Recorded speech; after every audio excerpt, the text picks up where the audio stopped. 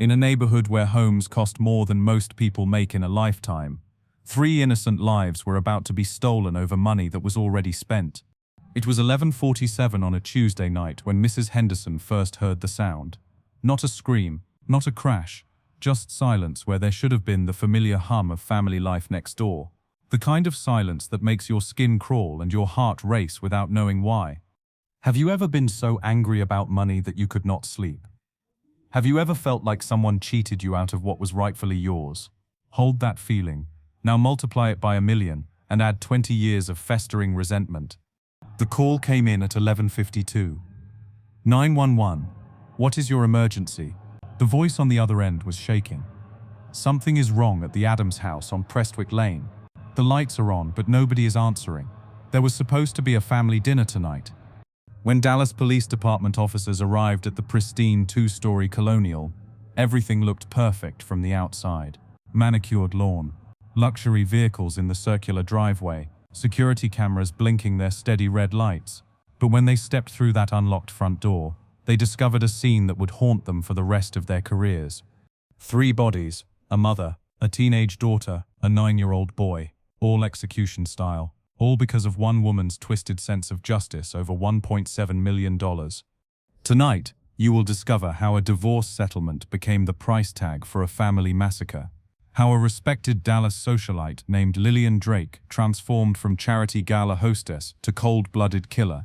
How years of perceived betrayal and financial fury created a monster hiding behind designer clothes and perfect manners. But what could drive a woman who had everything to destroy an entire family? What kind of rage burns so deep that it consumes not just the person feeling it, but everyone around them? The answer will shock you, horrify you, and maybe even save someone you love from making the same deadly mistakes.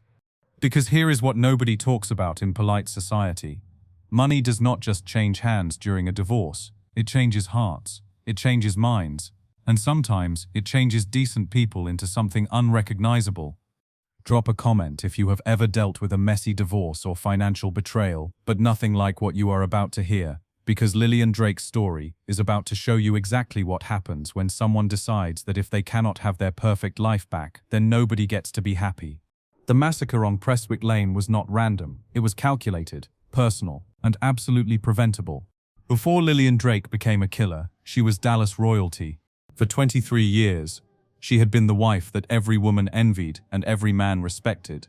Married to Christopher Burke, one of Texas's most successful real estate developers, Lillian lived in a world where problems were solved with money and status opened every door.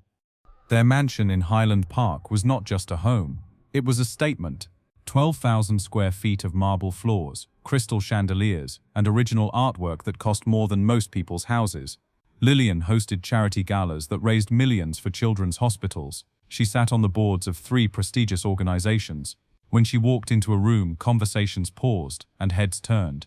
Christopher Burke had built his empire from nothing. Starting with a single apartment complex in downtown Dallas, he had grown his portfolio to include luxury hotels, shopping centers, and residential developments across Texas. By 2021, his net worth exceeded $50 million, and Lillian, she was his perfect partner, elegant, intelligent, and absolutely essential to his success. But here is what nobody knew. Their marriage was already dying. Have you ever wondered what happens when someone who is used to having everything suddenly loses it all? For Lillian, the first crack appeared when she discovered Christopher's affair, not through confrontation or confession, but through a credit card statement showing charges at a jewelry store she had never visited. The woman was Cynthia Adams, 34 years old. Recently divorced herself, with 2 children from her previous marriage. She worked as Christopher's interior designer, helping him stage properties for wealthy buyers. She was everything Lillian was not. Younger, warmer, and completely unthreatening to the kind of men who controlled Dallas real estate. What started as business meetings became lunch dates. Lunch dates became weekend trips. By the time Lillian hired a private investigator, Christopher was already planning his exit strategy. The divorce proceedings began in March of 2022. What should have been a straightforward division of assets became a battlefield. Christopher's lawyers claimed that much of his wealth was acquired through business partnerships where Lillian had no legal claim. They argued that her contributions to his success were social, not financial. Lillian's attorney fought back. 23 years of marriage meant 23 years of building wealth together. She had sacrificed her own career ambitions to support his dreams. She had entertained his clients, managed his household, and created the perfect image that allowed him to succeed in Dallas high society. Do you think $1.7 million is enough to compensate for a destroyed marriage? For Lillian, it felt like an insult. After legal fees and taxes, she would walk away with maybe $1 million. Christopher would keep the businesses, the house, and his new life with Cynthia. But the money was not even the worst part. The worst part was watching Christopher move Cynthia and her children into what had been their family home. 16-year-old Ava Adams was now sleeping in the guest room where Lillian had dreamed of raising her own children. 9-year-old Marcus was playing in the backyard where she had planned to host grandchildren's birthday parties. Lillian had to move into a modest townhouse in a neighborhood where she did not know anyone. She went from hosting parties for 200 people to eating dinner alone. She went from managing staff to cleaning her own bathroom. She went from being Mrs. Christopher Burke to being just Lillian Drake. The transformation was not immediate. At first, friends rallied around her. They invited her to lunches and shopping trips. They assured her that she would bounce back, find someone new, rebuild her life. But as months passed and Christopher's new family became more established, those invitations stopped coming. Because here is the brutal truth about divorce in high society. People choose sides, and money always wins. The first sign that Lillian Drake was changing came 6 months after the divorce was finalized. Her sister Margaret noticed it during what was supposed to be a casual lunch at their favorite restaurant. Instead of discussing fashion or upcoming events, Lillian spent the entire meal talking about forensic evidence, how long DNA could survive on different surfaces, how investigators traced financial transactions, how crime scene photographers documented blood spatter patterns. Margaret laughed it off. "You were watching too much true crime television, Lily." But Lillian was not watching television, she was studying. Have you ever known someone who became completely consumed by anger? Someone who could not talk about anything else except how they had been wronged? That was Lillian in the fall of 2022. Except her obsession was not just emotional, it was academic. She had purchased dozens of books about criminal investigations, forensic science for dummies, the art of crime scene analysis, digital evidence in criminal cases. Her Amazon purchase history read like a criminal justice curriculum. She told anyone who asked that she was writing a mystery novel. The $1.7 million had become more than money in her mind. It represented everything she had lost. Her identity, her future, her sense of justice. In her twisted logic, if she could not get what she deserved, then the people who had stolen it from her deserved to lose everything too. By November, Lillian had stopped answering phone calls from friends. She declined holiday party invitations. When Margaret tried to visit, Lillian claimed she was battling a persistent flu. The truth was darker. She was spending 18 hours a day planning. Her research had expanded beyond forensics into surveillance techniques. She learned about traffic camera locations throughout Dallas. She studied cell phone tower data and how investigators used GPS tracking to build criminal cases. She memorized police response times for different neighborhoods. Most disturbing of all, she had begun watching Christopher's new family. The Adams house on Prestwick Lane became her obsession. She knew that Christopher left for work every morning at 7:30. She knew that Cynthia dropped Marcus off at school at 8:15 and picked him up at 3:45. She knew that Ava had soccer practice on Tuesdays and Thursdays. She knew which restaurants they frequented, which grocery store Cynthia preferred, even which gas station Christopher used. What would you do if you suspected someone was planning something terrible? Lillian's behavior had crossed every reasonable boundary, but nobody was paying attention. Her isolation meant that the people who might have intervened had no idea what she was becoming. In December, Lillian made her first weapons purchase. She told the gun store owner that she was a single woman living alone and needed protection. She chose a compact pistol with a silencer attachment. She paid cash and provided all the required documentation, everything legal, everything traceable. Because at this point, Lillian believed she was smarter than the investigators she had been studying. Her planning became military in precision. She mapped out entry and exit routes from the Adams house. She identified the optimal time for an attack, when Christopher would be traveling for business. She practiced with her weapon at a private shooting range, telling the instructor she wanted to feel confident defending herself.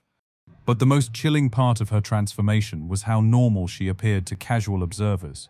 When she did venture out in public, she was still the poised woman people remembered, still well-dressed, still articulate.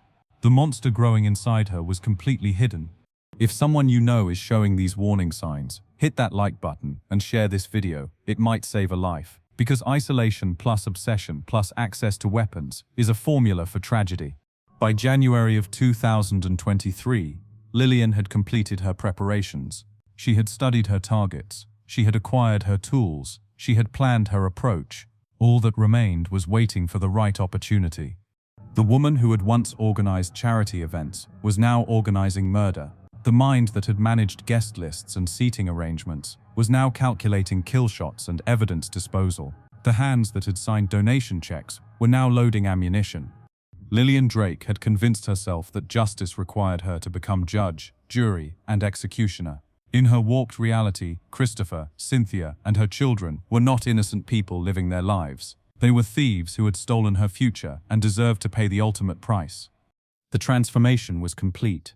The socialite was dead. What remained was something far more dangerous, an intelligent woman with unlimited time, money, and rage, who had decided that if she could not have her perfect life back, then nobody else deserved to be happy. Tuesday, February 14th, 2023, Valentine's Day. Inside the Adams house on Prestwick Lane, the smell of homemade lasagna filled the kitchen.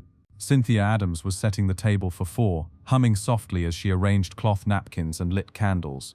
At 36, she had found happiness again after her own difficult divorce. Christopher was traveling for business, but she had planned a special dinner for her children anyway. Ava Adams sat at the kitchen counter, scrolling through college brochures. At 16, she was already planning her future, pre-med at University of Texas, maybe specializing in pediatrics. She had her mother's warm smile and her father's determination. Her acceptance letter from the Honor Society had arrived that morning, and she could not wait to tell Christopher when he called.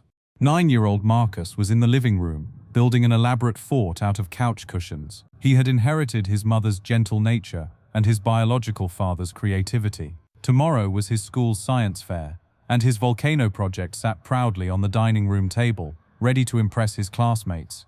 This was not a family touched by tragedy. These were not people who had done anything wrong. They were simply living their lives, loving each other, planning for tomorrow. At 6:47 in the evening, the doorbell rang. Cynthia wiped her hands on her apron and walked to the front door. Through the peephole, she saw a well-dressed woman holding a package and clipboard. Professional, harmless, the kind of courier delivery that happened regularly in their upscale neighborhood. "Delivery for Cynthia Adams," Lillian said when the door opened. Her voice was calm, almost pleasant. "Legal documents regarding the Burke estate settlement. I need a signature." Cynthia invited her inside, just for a moment, to sign the papers properly. It was a decision that would cost 3 lives. Lillian stepped across the threshold, wearing a long black coat that concealed everything she needed. Her movements were precise, practiced. She had rehearsed this moment dozens of times in her mind. The weight of the silenced pistol in her coat pocket felt natural now, like an extension of her own arm. "Just sign here," Lillian said, pointing to a fake document while her other hand slowly reached into her coat. Cynthia bent over the clipboard, completely trusting. She was thinking about dinner getting cold, about calling the kids to wash their hands, about whether Christopher would be able to video call before bedtime. The first shot was nearly silent. Cynthia dropped instantly, her pen still in her hand, her signature half finished. She died without understanding what was happening, without knowing why. Ava heard the strange sound from the kitchen, not quite a cough, not quite a thud. "Mum," she called, looking up from her college brochures. "Everything okay?" Lillian moved through the house like she had lived there for years. She knew the layout from months of observation. She knew where each family member would be at this time of evening. She knew exactly how to find them. Ava appeared in the doorway, curious and concerned. She saw her mother's body first, then looked up to see a stranger holding a gun. For one frozen moment, their eyes met. Ava opened her mouth to scream, but no sound came out. The second shot ended 16 years of dreams, hopes, and possibilities. Ava collapsed next to her mother, her college brochures scattered around her like fallen leaves. Marcus was still building his fort when he heard footsteps in the hallway. He looked up, expecting to see his mother or sister, maybe coming to admire his architectural masterpiece. Instead, he saw a woman he did not recognize walking toward him with something in her hand. At 9 years old, Marcus did not understand what a gun was. He did not understand why this stranger was in his house. He did not understand why she was looking at him with such cold, empty eyes. "Are you here to see my volcano?" he asked innocently, pointing to his science project. "It is going to erupt tomorrow at school." Those were the last words Marcus Adams ever spoke. The third shot silenced the house completely. Lillian stood in the sudden quiet, surrounded by the destruction she had caused. 3 lives extinguished in less than 4 minutes. A mother who had done nothing but fall in love with the wrong man. A teenager whose only crime was being happy. A child whose greatest worry had been whether his volcano would impress his teacher. The lasagna was still warm in the oven. The candles were still burning on the table. Marcus's science project sat undisturbed, ready for a tomorrow that would never come. Lillian methodically collected her fake documents and checked for any evidence she might have left behind. She had studied crime scenes extensively, and she knew investigators would examine every fingerprint, every fiber, every trace of DNA. What she had not counted on was the weight of absolute silence. In all her planning, she had never considered how loud death could be. The call came in at 11:52 that night from Mrs. Henderson next door. What Dallas police officers found when they arrived at Prestwick Lane would become one of the most methodical investigations in the department's history. Detective Maria Rodriguez was the first investigator on scene. With 15 years of experience in homicide cases, she had seen violence in every form. But walking through the Adams house, she knew immediately this was different. Too clean, too precise, too personal. This was not random, she told her partner, Detective James Park, as they examined the entry point. Whoever did this knew the family, knew the house, knew exactly when to strike. The forensic team worked through the night, collecting every piece of evidence. What they found told a story of meticulous planning and cold execution. No signs of forced entry, no defensive wounds on the victims, no robbery attempt, 3 execution-style shootings with professional precision. But Lillian Drake had made one critical mistake in all her planning. She had underestimated modern forensic technology. Her first error was the fake delivery documents. The paper was traced to a specialty printing shop in downtown Dallas, where security cameras recorded every customer. The ink signature analysis revealed pressure patterns consistent with someone writing deliberately, not naturally signing their name. Her second mistake was digital. Despite deleting her search history, cloud backup services had preserved months of research into crime scene investigation, weapons training, and surveillance techniques. Her internet service provider handed over records showing hundreds of visits to forensic science websites, true crime forums, and gun dealer catalogs. The third mistake was location data. Lillian's cell phone had pinged towers near the Adams house 17 times in the past 3 months.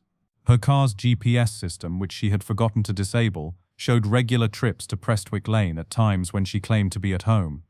Detective Rodriguez connected these digital footprints to financial records showing Lillian's gun purchase, her shooting range memberships, and even receipts for the fake courier uniform she had worn. Every transaction created evidence.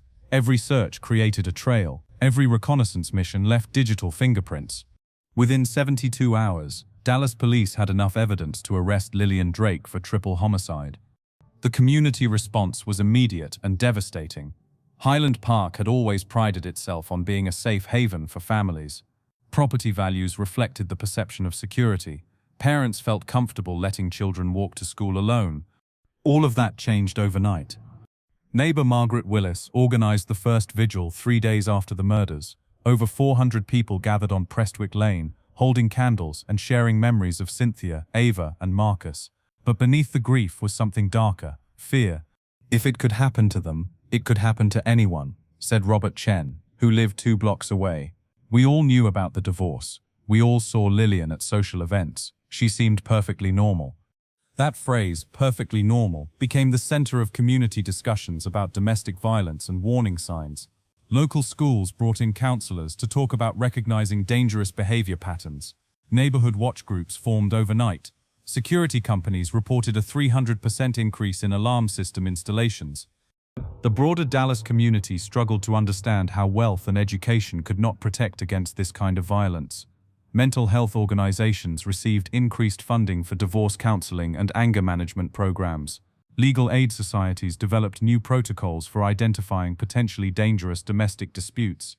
This community learned to watch for warning signs the hard way. Make sure you and your loved ones know what to look for. Subscribe for more true crime stories that could save lives. Lillian's arrest revealed the depth of her planning and the extent of her isolation. Friends who had tried to maintain contact described months of increasingly bizarre conversations about justice and revenge. Family members admitted they had stopped visiting because her anger had become exhausting to witness. The evidence against her was overwhelming. Digital forensics had captured every step of her descent from grieving ex-wife to calculated killer. Her arrogance in believing she could outsmart modern investigative techniques had created an indisputable trail of guilt. Justice was hunting evil, and evil had left a map to its own door. On September 15, 2023, Lillian Drake stood before Judge Patricia Williams to hear her fate. The trial had lasted 6 weeks, with prosecutors presenting overwhelming evidence of premeditation and malice. Lillian's defense team argued temporary insanity brought on by financial trauma and emotional distress. The jury deliberated for less than 3 hours, guilty on 3 counts of first-degree murder. When Judge Williams sentenced Lillian to life in prison without the possibility of parole, she showed no emotion. Even in her final statement, she attempted to justify the unjustifiable, claiming that Christopher and Cynthia had stolen her life, and that she was simply evening the score. She never once mentioned the names of her victims. She never acknowledged that Ava had dreams of becoming a doctor. She never recognized that Marcus was an innocent child who loved science projects and building forts. To the very end, Lillian saw only her own pain, her own sense of injustice. The community's healing process began with memorials. The Cynthia Adams Memorial Garden was established at the local elementary school where Marcus had been a student. The Ava Adams Scholarship Fund provides college assistance to students pursuing medical careers. These tributes ensure that love, not violence, defines their legacy. But the most important changes were systemic. Dallas County implemented new protocols requiring mental health evaluations during contentious divorce proceedings. Family courts now have trained counselors who identify warning signs of escalating domestic disputes. Legal aid organizations offer free anger management resources for anyone going through major life transitions. The lessons from Prestwick Lane are written in blood, but they can save lives if we pay attention. First, unresolved anger is a poison that destroys the vessel holding it. Lillian's rage consumed her completely, transforming her from a respected community member into a killer. When someone you know becomes consumed by bitterness, intervention is not optional, it is essential. Second, money disputes reveal the darkest parts of human nature. Financial stress can push people beyond rational behavior. $1.7 million became more than money to Lillian. It became a symbol of everything she had lost, justifying the unthinkable. Third, warning signs exist, but only if we choose to see them. Lillian's isolation, her obsession with forensic research, her surveillance of the Adams family, these were not subtle hints. They were alarm bells that nobody heard because nobody was listening. Fourth, no amount of money justifies violence. Ever. The moment we start calculating human worth in dollars, we lose our humanity.